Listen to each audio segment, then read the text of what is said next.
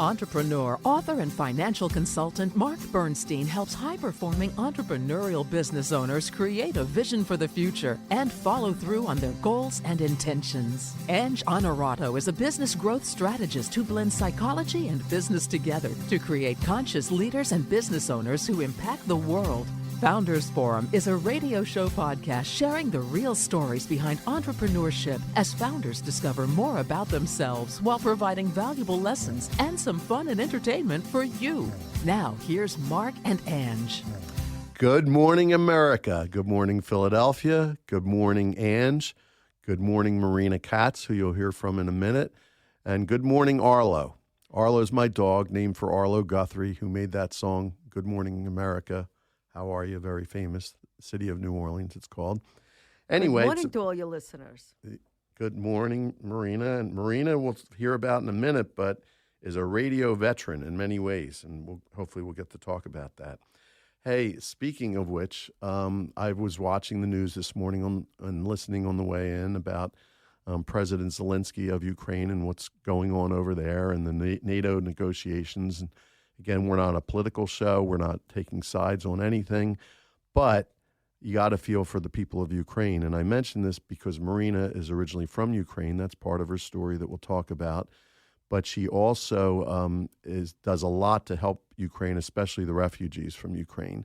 So we'll introduce you formally in a minute, but let's talk a little bit about that, Marina, and your experience there. Good morning, everyone. Good morning, Mark and Ange. Thank you for having me on your show. It's always a pleasure. So there is two thoughts I have about what happened today and also, obviously, the plight of Ukrainian refugees. And I don't know if you remember, Mark, on January 7th, I received the gold medal from Archbishop of Ukraine for helping Ukrainian refugees. I do. Because what happens, obviously, nobody ever benefits from the war, especially civilians. And that's another thing that today was discussed as the cluster bombs and why all of the European leaders are so upset with President Biden and why some of your listeners probably upset with the same thing by sending a cluster bomb. You creating possibly more injuries to innocent civilians, number one. Number two is for President Biden to say we're sending cluster bombs because we are running out of ammunition. We are the most powerful country in the world. It's a little bit unnerving to individuals here. I'm very sure about that. But having said that, now you have an enormous amount of people that's coming in from the Ukraine to United States. And United States kind of talking from the both sides of their mouths. Because what they're doing with the people who are coming in, they're not giving them the refugee status.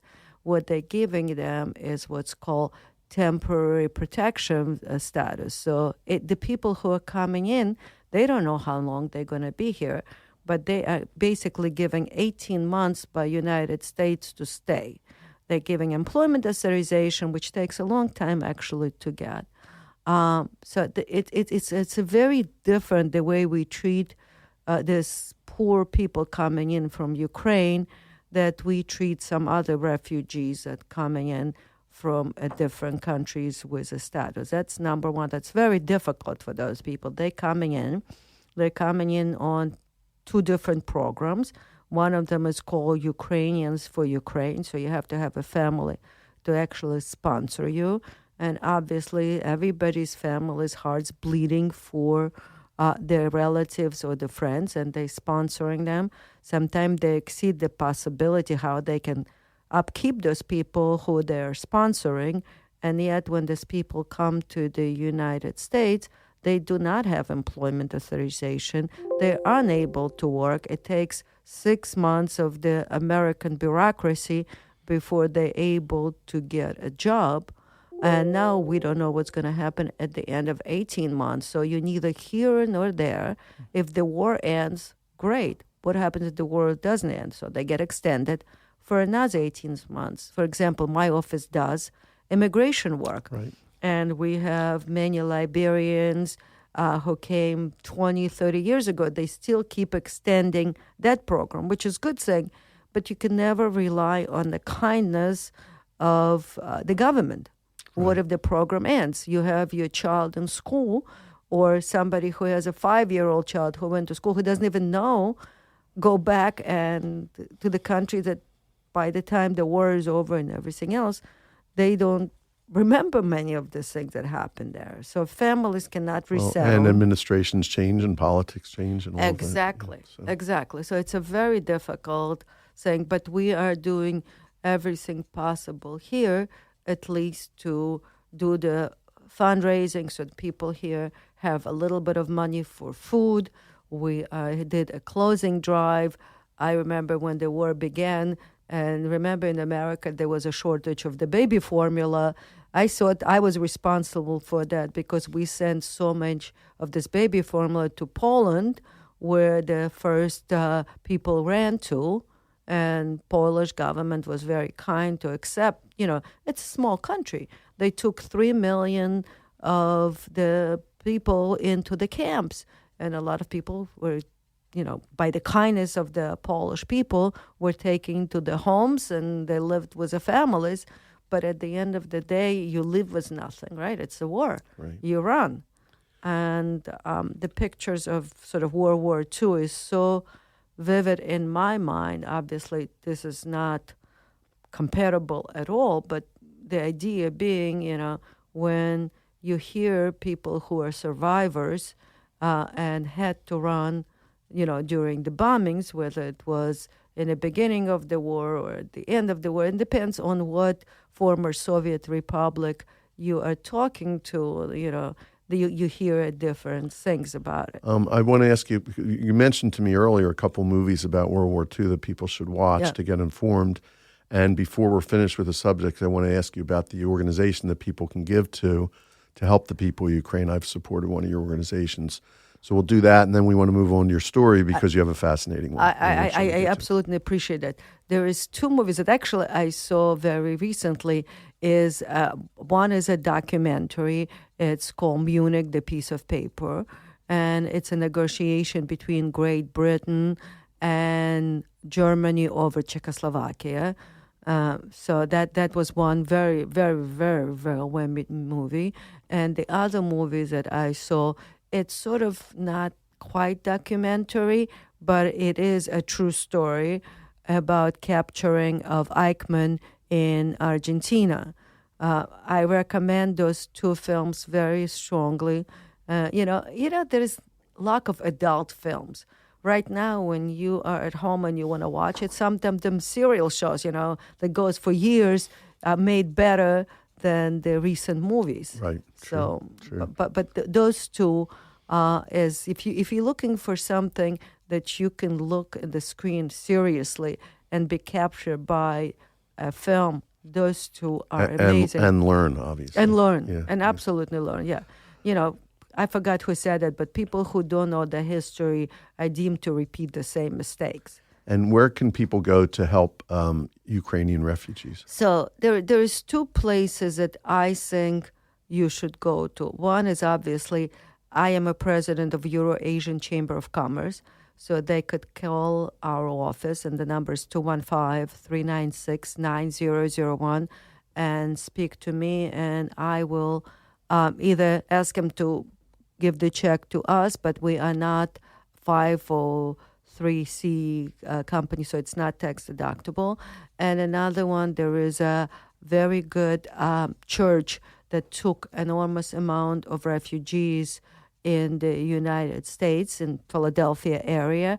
I do not know who do you make the check payable to. We've donated many times, so if they call my office, and I will tell them, and obviously that contribution is tax deductible. Is that a Ukrainian church? It's a Ukrainian church, yes. Okay, it's a Ukrainian church. It's located on 7th and Girard. I've been to that church. The bishop of this church is very kind. Man, I think they have now 14 people still living in their rectory. That's how good those people are, really. If you're listening to this as a podcast, you'll see the links to Marina's LinkedIn site and other things. So you'll be able to get in touch with her that way. Give the link to my office website because social media is not my strong suit. Okay. And I think I only go into LinkedIn when one of my employee comes in and says, "Oh, I just saw XYZ." But most of the time, So we'll put your yeah, office. put my office website or even my email. My direct email is perfectly fine. Why don't you state that now? Okay, it's Marina, which is my name, Marina, at M like Marina, K as in King, A as in Apple, T as in Tom, S as in Sam.com. So it's Marina, my first name, at my first initial, my last name.com. Very easy. So with that, let's get in, because we only have 5 minutes till a short commercial break, but let's get your background and how you got to where you are. And a little bit of background. So Marina was obviously born and raised in Ukraine, in Kiev, as everyone is now pronouncing it, and is an attorney. Obviously, you've picked up on that. And she is an American success story. After immigrating to Philadelphia in 1979, when she didn't speak a lick of English, is my understanding, and she enrolled in business school and then law school at Temple University. She obtained her LLM in trial advocacy from Temple University School of Law, which is an advanced designation which is only held by less than 1% of all attorneys. That year, she founded the law firm of Katz, Jamison, and Associates, which has become one of the most well-respected litigation firms in the region, with offices in Pennsylvania, New Jersey, and New York. And she went from that young student at Temple to being a member of the board of directors at Temple, and was a very prominent player in Temple University issues. Go Temple. But go Temple. I have to give that go plug. Temple. We have a lot of. I'm a Temple grad. I don't know if I told. I'm not a Temple grad, but I attended Temple for my first year of college. So, Marina, tell us a little bit about your story in terms of what you'd like to fill in about how all that happened and how you have achieved the success that you have. I think that, I was blessed, because when you come to United States, it's really beacon of the hill of the freedom and liberty. And I think, 1979 United States looks slightly different than 2023 United States, because everybody then wanted to be like a rich person, right? We were not looking for handouts. We were not looking for any kind of a program. All we wanted to do is learn English, work hard, and be successful. And lucky for me, nobody told me that you're limited by something. And that's what I tell my children. You're only limited by one thing, your imagination. And I'm going to just plug in. We love that on the show. I'm going to plug in one quick story for our listeners from my children's past. My oldest daughter, who is 32 now, but she was 4 or 5 years old, she was at the very lovely Montessori. And Montessori is sort of daycare where they're not allowed or don't want to tell children that you cannot do anything. So if some child paints on the wall, they will tell the child, well, it's a beautiful painting, but next time do it on the paper. So the children are in a group, and the teacher's asking the children, what do you want to do when you grow up? And I heard it from the teacher, and that's just a story that's stuck in my mind. So one girl says, I want to be a ballerina. One guy says, I want to be a fireman. My daughter says, I want to be a tiger. And the teacher doesn't know what to say. So finally she says to her, Kelsey, you cannot be a tiger. And my child, who was 4 or 5 years old, said, what do you mean I can't be a tiger? My mommy said I could be anything I want to be, and I want to be a tiger. That's great. And that's the attitude that I want for all people to have. By the way, from what I know about Kelsey, she is a bit of a tiger today. She's a bit of, and she became a Columbia Lion. She went to the Columbia University and then become a Columbia Lion. So well, it wasn't quite a tiger, but it was close. The same feline family. Right. So that's the attitude. The attitude is, yes, I can, should be embedded in every child. I think we are making mistakes when we are raising our children if we are trying to limit their imagination or telling them that they cannot succeed, whatever endeavor they want to do. I mean, obviously, we should guide them and making sure they grow up to be a good, solid people. But on the other hand, I think we should also play to their imagination. I think curiosity is probably one of the most important qualities in a person. So that was my kind of idea. My idea of America was from 18-year-old girl that came to United States after refugee camps in Italy. And, anything, the world is my oyster. So I've tried a lot of things. I'm a big believer into entrepreneurship, like you are, like Anne. So we started a lot of businesses. Some of them turned out to be very successful. One of them you mentioned is a radio station. And some of your listeners maybe remember Jerry Blovett. Music was my music director. It was the oldies station, but it was a great station. And we had a wonderful time doing it. And that's my introduction to a music of the 60s in the United States. And we had Frankie Avalon and everybody else coming in to say hello on the show. It was a lot of fun.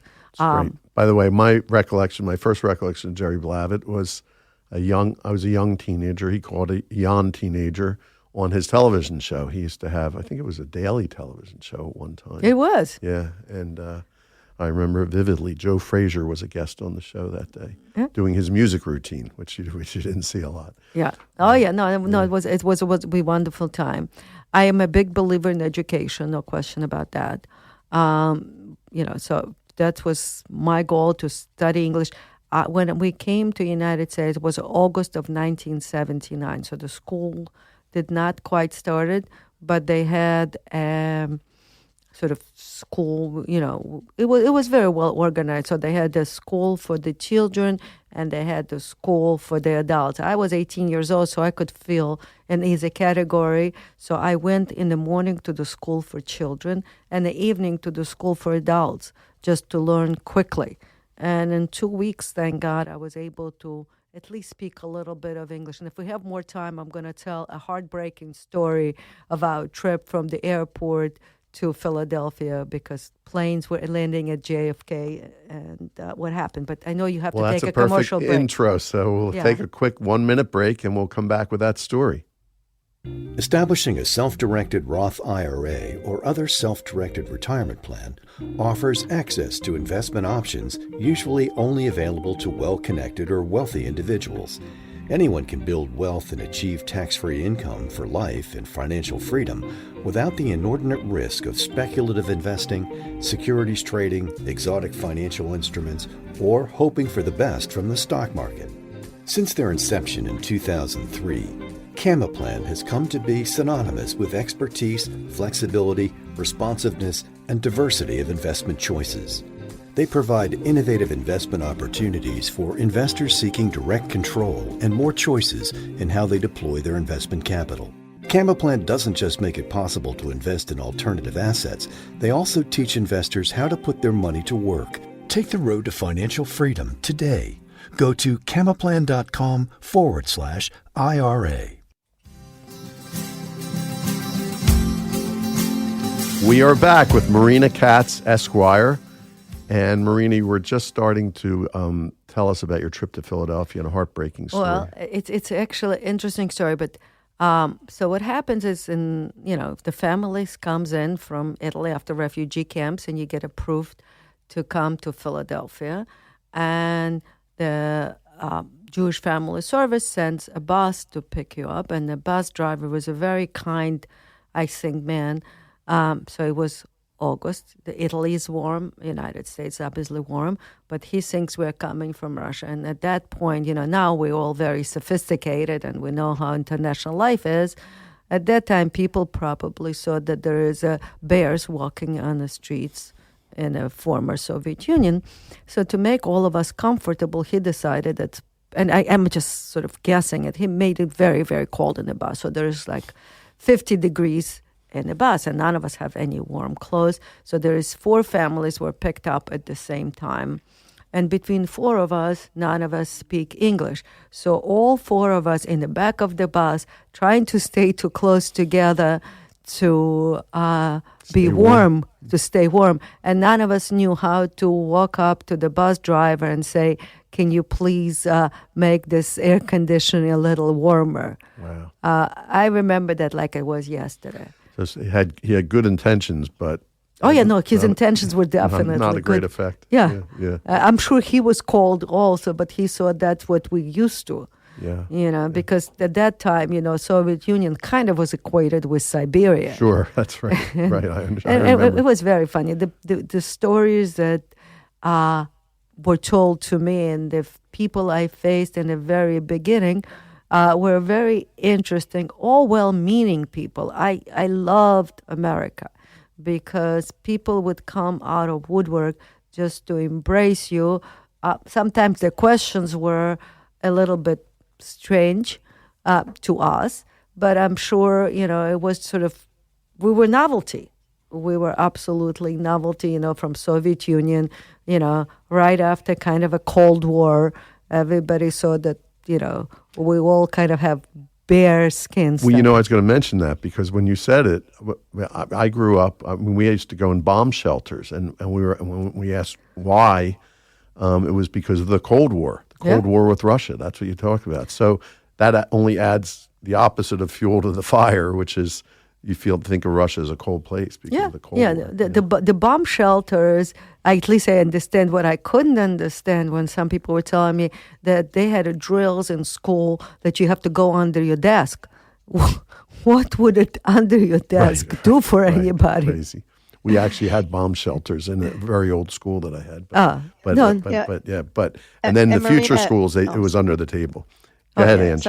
Sorry, Mark. I was just saying, Marina, thank you for sharing, your experiences with this, because I think you'd mentioned, the U.S. is not the same place in 2023 as it was in 1979, but I think it's a really wonderful reminder of the opportunity and the gifts that, coming to America, whether we're born here or whether people choose to come here, if we look at it in through the right window, the right lens, right? I think this is an amazing place, and it's a good reminder for everyone to realize that opportunity does exist if you're willing to, seek support, do the work, and all of that. And so I'm kind of curious. I mean, I'm sure you've got stories for days in terms of your experience of emigrating and becoming so successful here.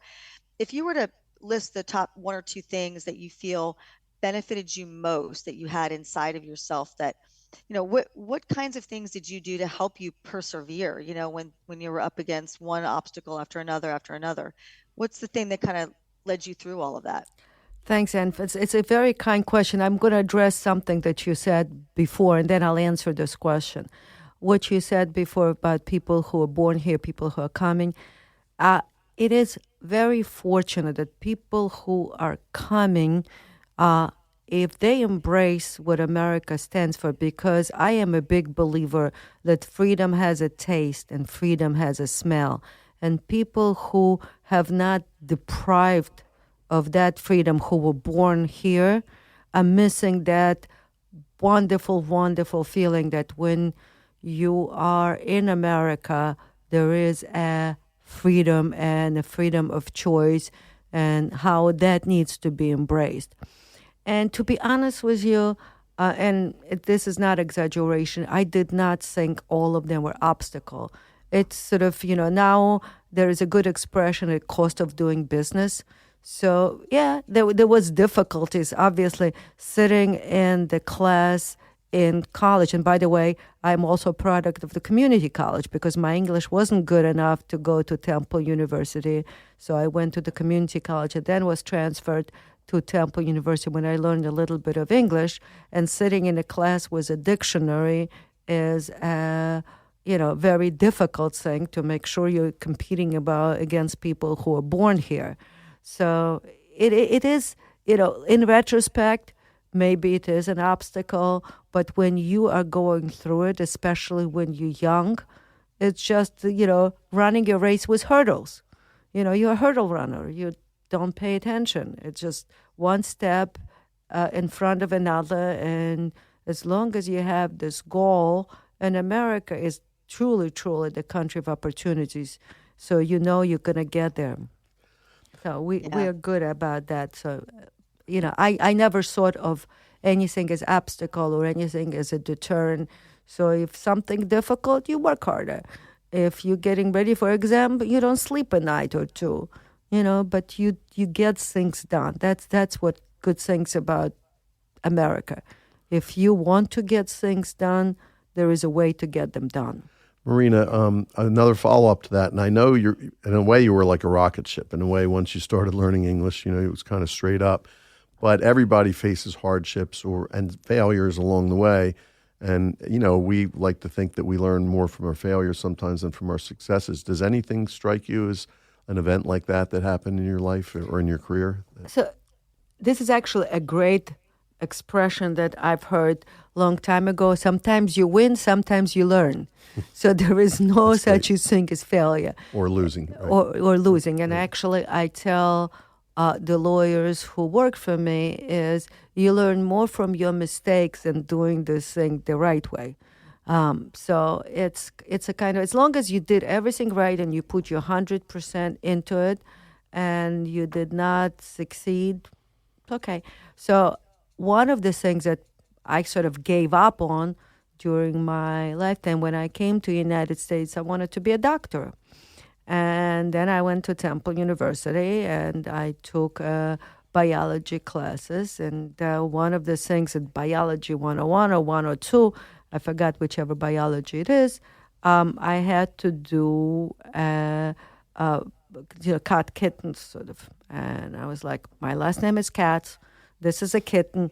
I just cannot, in good conscience, they're little in formaldehyde, but it's just, something that you need to dissect for your biology class. And I was like, I'm not doing that. So I went to drop an ad and gave up on the career of being a doctor and became a lawyer instead. I do not regret the choice, but yeah, sometimes, I would call that definitely maybe not a failure. Well, it was a shift you had to make. A shift. Yeah, sometimes you need to pivot. Yep, pivot, absolutely. Knowing then what I know now, I probably would have never pivoted and stayed the course. But I love what I do. I get chance to help more people. So it's a good thing what happened to me at the end. Well, pivoting, we've talked about the show, was a great skill to have during the pandemic because everybody had to pivot, and experience with that, I'm sure, came in handy. Hey, real quick, we'll ask you a couple quick questions because we only have a little time left. You've been a great guest. Maybe you'll rejoin us because there's a lot more we could talk about. But two things. One is your 10-year vision. If you could, in a minute, tell me what when you look ahead to your life, your business, your practice, your family, what kind of things do you see for your vision 10 years from now? Actually, I am probably one of those few people that are not afraid of innovation. And a lot of people are all doom and gloom that AI is going to take over the world. I do not believe in that. I think we are going to be more technological, and we are moving now I'm dating myself and probably dating you. Remember cartoon Jetson? Sure. If you looked at that 20 years ago, we're almost leaving Jetson now. So yes, just short of the flying car. It will be a flying car. Sure. I'm sure it's going to be sooner than 5 years. I think you're right. I am willing to go on the record for that. But I think everything, from pendulum swings one way, usually it goes back to the middle. So I think we are going to come out of this being on a Zoom, Zoom doom and gloom. We're going to go back to live as a families, and people do need interaction with other people. So I do think this work at home eventually going to go by the wayside, and people will go back to their office spaces.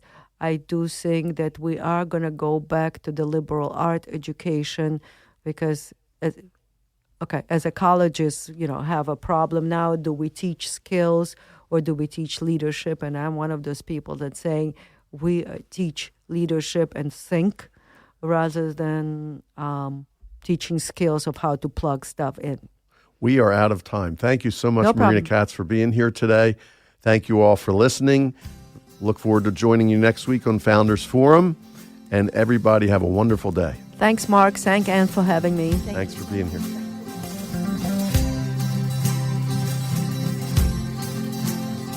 Join us on Food Farms and Chefs radio show, where we highlight everyone from top industry leaders to startups and the farmers who make it all possible with co-hosts Jean Blum and Amber.